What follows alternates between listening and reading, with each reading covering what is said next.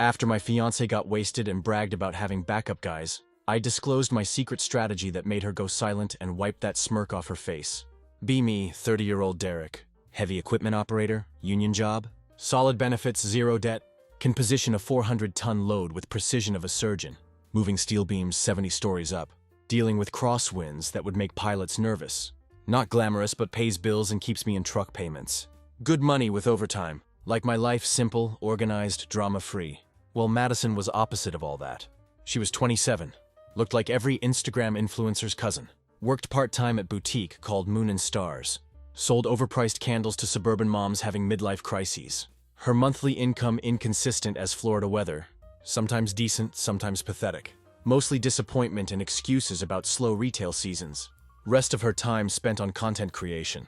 Millennials speak for standing in good lighting, talking about absolutely nothing, holding products she didn't pay for. Her follower count stuck at same number for 3 years straight, but kept treating it like she was one viral video away from retiring my equipment. She'd spend hours setting up ring lights, filming herself applying lip gloss, talking about authentic living and finding purpose. We'd been together 4 years, engaged for 10 months. Big mistake, but it is what it is. Engagement ring cost me serious money. 2.5 carat princess cut from jewelry store. She picked it out herself, naturally. Had to be at least 2 carats. Anything smaller would be embarrassing in photos. Wedding scheduled for October 20th. Some country club venue that charged crazy money per plate. Deposits paid, whole 9 yards. First year was actually good. She was sweet, funny. Had way of making grocery shopping feel like adventure. She'd do fake innocent voice when wanting something. Batting eyelashes like auditioning for old sitcom. Back then it worked. She'd cook occasionally. Actually seemed interested in my work stories. We'd binge watch entire seasons together. But once ring hit her finger, something shifted. Suddenly, she was bride-to-be. Apparently meant her only job was planning wedding. While I funded literally everything else, she joined every wedding group online, subscribed to multiple bridal magazines, started treating Pinterest like full-time career. Her contribution became posting stories about having real man, calling herself future Mrs. Thompson in bio. Meanwhile, I was covering everything. Rent was $1,100 to $900 for 2-bedroom. Utilities $250 to $350. Groceries $450 to $550. Car insurance $320 for both of us. Phone bills $180 for family plan. Wedding expenses and basically everything else. That kept her princess lifestyle afloat. She'd pull this move where she'd send me money later for dinner dates. $95 steak dinner became, oops, I forgot to send that. $140 shopping trip turned into, I'll get you back next week. Later became, oops, I forgot. Then it just became normal. I was paying for everything. While she collected likes on photos of life, I was funding. To give credit where it's due, she kept apartment clean early on. Always hyped me up in front of her friends. She knew exactly when to butter me up after rough day on job site. I'd come home exhausted from operating equipment in 100-degree heat. She'd have cold drink waiting. Actually listen to me vent about incompetent ground crews. Or weather delays. But even then, red flags were popping up like carnival game. She'd trash talk her own friends behind their backs, especially ones with boyfriends who had regular jobs. Danny's guy looks like he stocks shelves at hardware store, she'd say while scrolling through social media. Meanwhile, I'm literally operating heavy machinery 50 stories up, coordinating with engineers, making split-second decisions that could kill someone. But apparently that's different because I wear hard hat instead of suit. Her family situation was peak suburban dysfunction.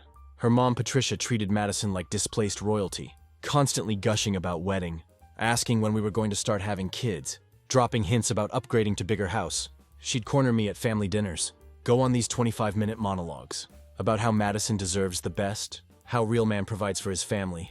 Her dad seemed cool enough, quiet HVAC guy named Robert. Probably just wanted to make it to retirement without stroke. He'd nod along to whatever Patricia was saying, while mentally calculating how many years left before escape velocity. At least he appreciated that I had solid trade. We'd talk shop about construction and building codes. He'd give me these looks like he understood what I was dealing with. Her brother Blake was only one with common sense though. He's a mechanic, good dude who runs his own shop. He'd been dropping subtle warnings about Madison since we started dating. Watch your wallet around her, he'd say with laugh that wasn't really laugh. Especially after you put ring on it. I should have listened. But you know how it is when you're in middle of it. I wasn't completely miserable though. Had plan brewing. My buddy Tyler had been trying to get me to move in with him for months.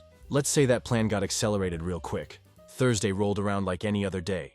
I came home from work covered in concrete dust and equipment grease, looking forward to shower and maybe some Netflix.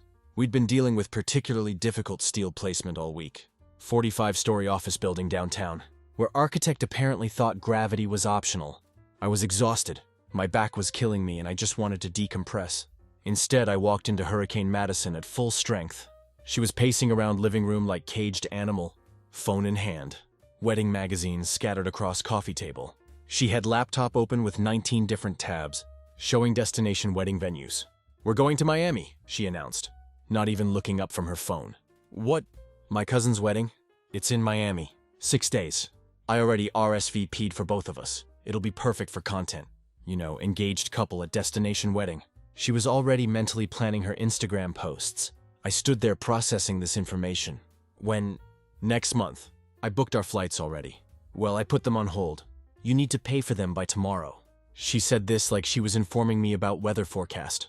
Casual way she said it. Like she was asking me to grab milk from store.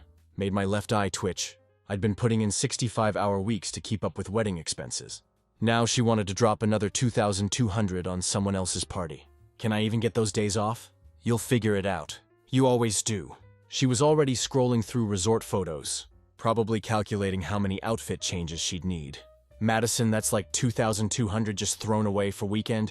We're already spending $45,000 on our own wedding." I gestured at pile of vendor contracts on kitchen counter, each one with my signature, my credit card number, my financial future. She finally looked up from phone, rolling her eyes. "Derek, it's one weekend. Don't be such baby about it. We're engaged. This is what couples do." Melissa and Josh went to 4 destination weddings last year. It's not about the weekend. It's about respect. You can't just make decisions for both of us and expect me to fund them. I could feel my blood pressure rising. This was same pattern every time. She'd make plans. I'd object to cost. She'd make me feel like I was being unreasonable. That's when she laughed. Full-throated, head-thrown-back laugh. Like I just told her Earth was flat. "Respect, Derek. What do you think? You're my only option. I could have had ring from 4 other guys." Before you finally stepped up, she gestured at her phone like it was proof of her desirability. "Brad's been texting me for months. Tyler still slides into my DMs. I have choices." The words hit like slap. This girl who hadn't paid for phone bill in 3 years, who was wearing engagement ring I'd gone into debt for, was standing there acting like she was running auditions for my replacement. "Definitely not," I said finally. She nodded like that proved her point. "Exactly. So stop acting like I owe you explanations. I'm independent woman, and after we're married, you better remember that. Independent woman who needed me to cover her half of electric bill. But hey, Slay." She grabbed her purse, the $450 designer bag I'd bought her for birthday, slung it over shoulder with dramatic flair. "I'm going to Harper's to work on wedding stuff. Figure out your attitude before I get back." Door slammed behind her hard enough to rattle picture frames. Frames holding photos of trips I'd paid for, dinners I'd covered, moments I'd funded. I stood there looking around at apartment I'd been paying for, filled with stuff I'd bought, wedding magazines I'd never read, and realized something important. This wasn't loss. This was my get-out-of-jail-free card. Time to let her options clock in for their shift. Now let me tell you more about my buddy Tyler. Guy's been my best friend since 7th grade. Back when we convinced substitute teacher that class hamster was diabetic and needed emergency sugar packets. He's kind of guy who can talk his way out of anything. Has zero tolerance for drama. Guy's a welder and makes good money. He had this sweet 3-bedroom setup across town. Washer and dryer in unit. Balcony with actual view of city skyline. Parking that didn't require degree in advanced mathematics. I'd been dragging my feet because change is hard and I'm lazy. But Madison basically handed me motivation on silver platter. That night I sent him text. "Yo, I'm pulling the plug. Still want roommate." His response was immediate. "Bro, thought you'd never ask." Did she finally evolve into her final form or what? She said, "You think you're my only option." LMO, bro. She thinks she's main character in her own Netflix series. "When we moving you in? This weekend I'm going ghost. Wedding's canceled." Holy shit. That's like 42,000 worth of deposits down drain. Better than lifetime of this. I'll stock fridge with pizza rolls and emotional detachment. Tyler understood the assignment. He'd been watching this train wreck for 4 years, occasionally dropping hints that I was dating financial vampire. Man had patience, I'll give him that. Friday morning came and Madison was at her job. Boutique opened at 11 a.m., which meant she'd be gone until at least 4 p.m., giving me solid 5-hour window, perfect for Operation Financial Independence. First order of business was her phone. She'd been on my family plan for 3 years because it's cheaper to bundle. Yeah, cheaper for her. I logged into my Verizon account, deleted her line like I was clearing browser history before job interview. Felt that 95 monthly weight lift off my shoulders immediately. Next up, streaming services. Netflix, Hulu, HBO, Max, Disney+, Spotify Premium. All mine now. Changed all passwords. She'd been primary user on most of these accounts anyway. Binge-watching reality TV while I was out making money that paid for them. Then I called her gym, Planet Fitness on Oakwood Boulevard. She'd been member for 10 months and used it exactly twice. Both times to film herself doing yoga poses. For Instagram stories about self-care Sunday. Membership was $99 a month for premium package, because she needed access to massage chairs. I canceled it. Car insurance was next. She'd been on my policy because dealing with insurance companies gives her anxiety. Growing up gives everyone anxiety, sweetheart. Removed her from my State Farm policy. Watched my monthly premium drop by $170. Turns out insuring 24-year-old with speeding ticket is expensive. Who knew? Then came wedding cancellation. I spent entire morning on phone with vendors, armed with notebook and kind of grim determination. Usually reserved for tax season. Venue first. Sunset Hills Country Club. $9,200 deposit. Non-refundable, but I had to try. Event coordinator Michelle actually sounded relieved. Honestly, Mr. Thompson, your 4th cancellation this month. Economy has everyone nervous. No refund, but they waived remaining balance. Catering was next. Giuseppe's Fine Dining. $13,500 deposit for 160 guests. Owner was surprisingly cool about it. Brother, you're dodging bullet. I've seen too many guys go broke trying to impress people who don't even like them. He kept $4,500 for administrative costs, but refunded rest. DJ was easy. Local guy kept $600, refunded $1,400. Actually thanked me for being honest instead of ghosting him. Photographer Veronica kept $1,200 out of $3,800, but seemed happy to get her October Saturday back. Florist was nightmare. Some bougie place called Bloom and Petals. Kept all $3,100, claiming they'd already ordered flowers. Total scam, but I didn't have energy to fight it. Most deposits were non-refundable, but I managed to get back about $9,600. Every phone call felt like lifting weights off my chest. Plus, it's still cheaper than divorce. Wedding dress was best part. She'd put it on layaway at David's Bridal. $2,400 monstrosity with enough beading to outfit small army. She'd been making minimum payments while I covered balance. I called them up, explained situation. Got full refund since she'd never actually taken possession. $3,500 back in my pocket, just like that. Before I packed up my stuff, I did something petty but necessary. I printed out high-resolution photo of myself, holding dry erase board with "Save the date never" written on it. I replaced main mirror in her vanity setup with this picture. Positioned her ring light so it would frame it perfectly when she turned it on. Then I took engagement ring. It was sitting in its little velvet box on dresser. Probably worth more than my truck. Not to pawn it. That would have been tacky. But it was mine, bought with my money. And she wasn't getting consolation prize for being terrible at relationships. By lunch, I'd moved everything out. The 80-inch Samsung TV I'd bought, my PlayStation 5 with full game library, my Craftsman tool set, my home office desk, the $900 Keurig coffee machine she always called ours. Left behind all her Amazon boxes she refused to recycle. That weird feather lamp, she said, gave her creative energy. And about 45 wedding magazines that were now basically expensive toilet paper. One last touch. I'd been keeping receipts. Not just mentally, but actual receipts. Screenshots of every Venmo payment. Every bill I'd covered. Every wedding expense. Every time she'd promised to pay me back. 4 years of financial martyrdom. All documented like I was preparing for audit with IRS. The folder was 3 inches thick. Saturday morning, I dropped my last box at Tyler's place. He helped me carry it up. Handed me cold Bud Light. Said with perfect deadpan delivery.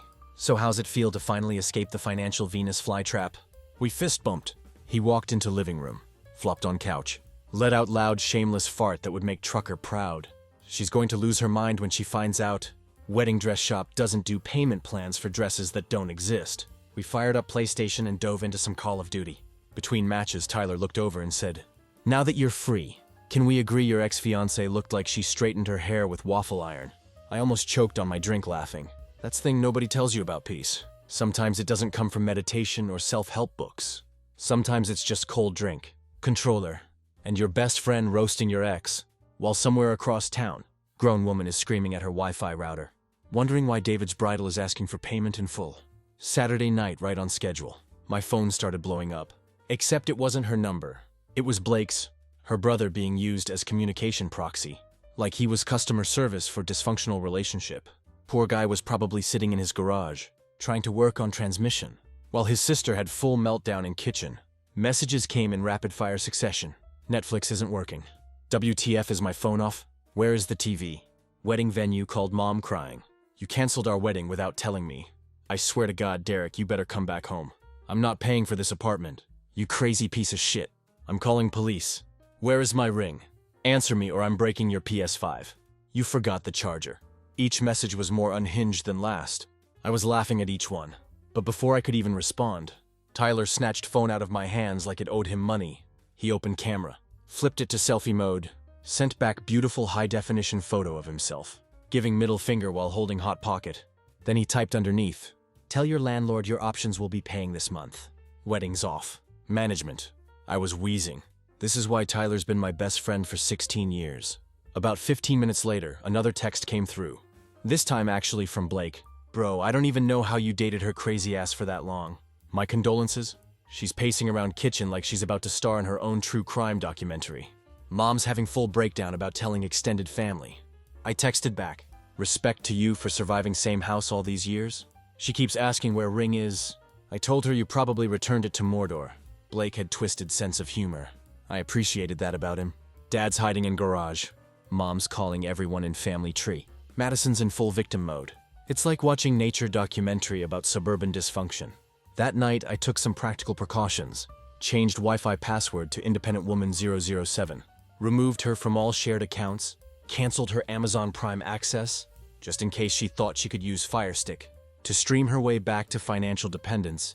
Then I shit you not, she posted this on Instagram. Caption: "Sometimes you have to lose a man to find yourself. I'm finally free." Not all fairy tales have happy endings, but mine is just beginning. Hashtag healing, hashtag single, hashtag new leaf. Photo was her sitting on couch I'd bought, wrapped in blanket I'd paid for, holding glass crying while using beauty filter. She turned our canceled wedding into trailer for Netflix documentary about suburban sadness. Comments were exactly what you'd expect. Bunch of her friends posting, "You're better off without him," and his lost queen, without knowing any actual details. Classic social media echo chamber at its finest. But here's where it gets interesting. Enter Brittany. Now Brittany was one of those girls who hovers around every couple like vulture. Never too close, never too far. Always ready with supportive comments on my posts. And you deserve better energy whenever Madison wasn't around. Classic pick-me behavior with side of strategic positioning. Monday afternoon, I got DM from her. "Hey Derek, I don't want to cause drama, but I thought you deserved to know truth. Madison's been awful to you for a long time. Some of us saw it. I'm just sorry it took this long. You dodged bullet canceling that wedding." Then she drops atomic bomb. Screenshots from their group chat. "Derek is so easy to manipulate, lol. Wedding planning is just excuse to buy stuff. He thinks he's my fiancé, but he's really just my ATM with ring. I've got 4 guys lined up for after honeymoon. He's so pathetic. Pays for everything and thinks I'm grateful, lol. Can't wait to get his last name and half his stuff." But real kicker. Screenshots of Madison texting some dude named Brandon. Full-on sexting.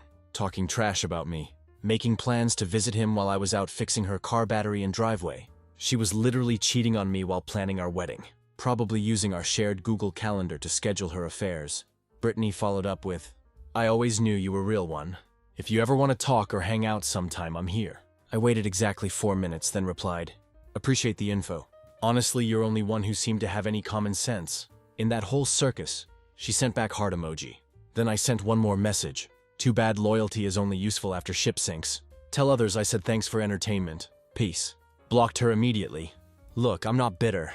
I'm just allergic to snakes trying to wear empathy as cologne. Tyler saw whole exchange and just shook his head. Damn, that girl's got depth of puddle in desert. 4 weeks of blissful silence. I was working full days, hitting gym with Tyler, sleeping like man who no longer had to worry about someone else's financial crisis. I'd picked up some overtime shifts. Life was good. Then I got the text. Unknown number. "Derek, it's Madison. I'm pregnant. We need to talk about wedding." I stared at message for full 15 seconds, then started laughing. I texted back, "Congratulations, who's the father?" Her response was immediate. "Are you kidding me? It's yours, obviously. I'm 9 weeks along. We need to get married before I show." Now, I'm not doctor, but I am excellent at basic math. According to my calculations, we hadn't done anything intimate since February. It was now June. Either she was carrying longest pregnancy in human history, or she thought I was stupid enough to fall for this. We'd barely been in same room for last month of our relationship, let alone same bed. 9 weeks. We broke up over a month ago. We haven't had sex since February. Well, maybe I'm 7 weeks. Still no. Okay, fine, 5 weeks. Point is, we need to have small ceremony. Just immediate family. I sat there watching this woman try to manipulate time itself through text messages. Madison physics doesn't bend because you're desperate. So I called her. She picked up on first ring. Voice all soft and trembling, like she was auditioning for soap opera about teenage pregnancy. Derek, I know we had our problems, but this changes everything. We created life together. Don't you want to do right thing? Madison, whose baby is it really? She snapped back into defensive mode faster than mousetrap. I told you it's yours. I would never cheat. We're supposed to be married. Time to play my ace. Interesting, so Brandon doesn't exist. Silence was so long I thought call dropped. Then who's Brandon? Not even good lie. Just pure panic disguised as confusion. Brandon, your side piece for past year. One you've been sexting while I planned our wedding. One you were planning to visit while I was fixing your flat tire. I could hear her breathing getting shallow on other end. More silence. I could practically hear her brain short-circuiting. I don't know what you're talking about. Screenshots don't lie, Madison. Your girl Brittany flipped on you faster than politician in election year. She showed me everything. That's when she completely lost it. What do you mean, Brittany? Complete meltdown. That bitch Derek, that snake is just jealous and bitter. Kept screaming about Brittany being fake friend. Jealous snake. Liar. And several other things that probably aren't in dictionary. Full banshee mode. I had to hold phone away from my ear. I hung up while she was mid-screech. 2 hours later, she called back. Different approach this time. Trembling voice, fake vulnerability. Whole performance. Okay, baby might be yours. I did math wrong before. We can have small wedding? I'll pay for half. You did math wrong on your own pregnancy? I was emotional. Look, I know you canceled everything, but we can still make this work. Vegas, maybe something small. She was really committing to this performance. So now she was doubling down on lie while admitting she'd been lying. Mental gymnastics were impressive. Let me get this straight. You cheated, got pregnant by another dude. Now you're trying to rush me into marriage because Brandon bailed. You're confusing me. I'm not confusing you. You're just terrible at lying. I'm not lying. I love you. I want to marry you. And yes, Brandon ghosted me. Please, Derek. Cool, then take paternity test. I will? Great, don't call me until you have results. I hung up again. She never called back. Funny how that works. Couple weeks passed. I was settling into my new routine. Work gym, hanging with Tyler. Actually having money in bank account at end of month. Life was good in that simple, drama-free way. That makes you appreciate basic peace. I'd started picking up some side work on weekends. Small equipment jobs that paid cash. My savings account was looking healthier. Then Blake called with update from ground zero. According to him, Madison had gotten evicted from our old apartment. After telling landlord I'd forgotten to pay rent. She'd moved back in with her parents, dragging Brandon along for ride. Yeah, Brandon same. Brandon who'd supposedly ghosted her. Turns out she'd guilt-tripped him hard. Sent him novels about how I'd abandoned her during pregnancy. How she needed real man to step up. How I'd left her at altar and destroyed her dreams. Brandon apparently lacking both brain cells and self-respect. Bought whole sob story. Showed up with duffel bag ready to play house. Blake said at family dinner Brandon tried to explain how he was growing into his responsibility. That real men own their mistakes. Guy was 25, worked at tire shop. Drove 2013 Honda Civic with bad muffler. Meanwhile, Madison was posting cryptic Facebook statuses, next to blurry ultrasound photos, talking about new beginnings and unexpected blessings. Best part, Brandon had no idea about timeline. He thought I'd left her mid-pregnancy, that I'd abandoned my own kid, canceled our wedding out of spite. Madison had spun whole thing like Lifetime movie, about heartbreak and betrayal. Blake told me dude thinks he's riding in on white horse to save day. Blake was just sitting back watching it all unfold, like nature documentary. I'm just here for explosion, he told me. Well, he didn't have to wait long. That Saturday, Tyler and I were having perfect day. Just finished watching some UFC fights. Main event was heavyweight brawl. Ended with both guys unconscious on canvas. We had burritos from this killer place down street. Apartment clean, life good. I was telling Tyler about this new job site, where we're building 55-story residential tower, when someone started pounding on door, like they had warrant and grudge. Tyler and I looked at each other.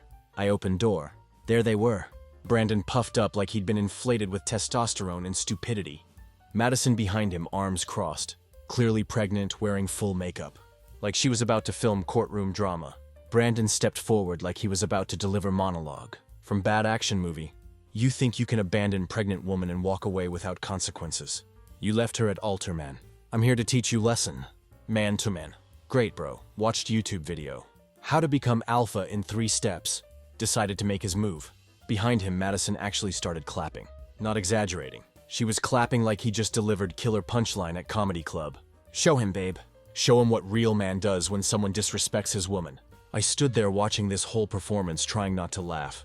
Brandon looked like he spent serious time in gym, but had never been in actual fight. Big arms, soft middle. Eyes that didn't match energy coming out of his mouth. One of those guys who benches 350 but has never thrown punch. Outside a video game, he charged, didn't say anything else. Just launched himself forward, like he thought I'd stand there and let him tackle me. But I've been working construction for 12 years, dealing with equipment malfunctions and emergency situations, where split-second delay can mean difference between life and death. Quick reflexes come with territory. I stepped aside, grabbed his shirt mid-lunge, used his own momentum to send him face first into concrete walkway. It wasn't even fight, just physics and poor decision-making. Meeting at high speed, he hit ground hard, making sound like deflating balloon. Mixed with wounded pride, blood started trickling from his nose. I could hear him whimpering about his ribs. Madison gasped like this was some shocking plot twist. Instead of natural result of attacking someone on their own property, then she snapped, eyes wild, voice hitting frequencies that could shatter glass. She bolted toward my truck with something metallic in her hand. Looked like key or maybe screwdriver. Before I could react, Tyler appeared, like he'd been shot out of cannon, still chewing his burrito. He grabbed her by elbow, yanked her away from my truck with reflexes I didn't know he possessed. "Ma'am, this is Ford," he said, still mid-chew. "Not your emotional support punching bag. Get hell out of my way, Tyler. Don't get between us." "Lady, are you naturally that stupid? Or do you have to practice sometimes?" She twisted and screeched, trying to break free. But Tyler's got that deceptively strong grip. That comes from years of welding and heavy lifting. Brandon stumbled to his feet, ego deflated. Eyes watering from his concrete facial. I stepped forward, calm as lake, pointed directly at both of them. "Take your pregnant disaster and get off my property. Before I call cops and make this everyone's problem." Brandon didn't say word. Just nodded once and helped Madison shuffle toward his beat-up car, like they were leaving scene of crime. Muffler was so loud it sounded like chainsaw having asthma attack. She was still yelling as they drove off, but I couldn't make out words over sound of his exhaust system. Tyler and I stood there for a minute. Then he wiped his hands on his hoodie and said, "Bet that kid's first word is going to be unstable." Hour later, my phone lit up. Patricia Madison's mom in full meltdown mode. Walls of text about how I'd assaulted pregnant woman, broke Brandon's rib and was going to jail for this. Also something about how I'd ruined her daughter's wedding dreams, destroyed family's reputation. I didn't respond, just screenshotted everything. Called my lawyer. First thing Monday morning, I filed for restraining order. Attached all evidence, the texts. Pregnancy lies, the confrontation. Brandon's failed WWE audition. Just for good measure, copies of all canceled wedding contracts, showing I'd been one paying for everything. I wasn't angry, I wasn't even surprised. I was just done with whole circus. Week after restraining order got approved, Tyler sent me link with message. "Bro, you're going to love this." It was GoFundMe page. Title, "Pregnant abandoned at altar and starting over." Broken heart emoji. Description read like script from daytime soap opera. Full of lies, manipulation, and vague threats about miscarriage. If she didn't get enough donations, she was asking for money for doctor bills, relocation costs, emotional trauma support, rebuilding after wedding disaster. She'd even posted photo of herself in wedding dress. Not one I'd canceled, but some cheap knockoff from Amazon. Caption claimed it was dress I'll never get to wear, because my ex-fiancé abandoned me and our unborn child. Tyler had already donated $1 with comment, "Thoughts and prayers by clue." Page got reported and taken down within 48 hours. Apparently GoFundMe has policies against fraud. Who knew? Brandon officially disappeared again 3 days later. Deleted all his social media, blocked Madison, vanished like he should have done first time. Blake told me he overheard Madison screaming into her pillow. He was my last option. I'll never find anyone else. Irony was beautiful. As for me, I kept building my life back up. Picked up extra shifts at work, got raised a good money base. Bought better tools, new DeWalt impact driver. I'd been wanting for months. Proper tool chest, some quality safety gear. Moved into new place with my own garage. View that didn't include dumpster. Started seeing someone new, completely different energy. Her name's Casey. She's mechanic, has her own shop called Casey's Garage. Specializes in diesel engines. Drives 1997 F-250.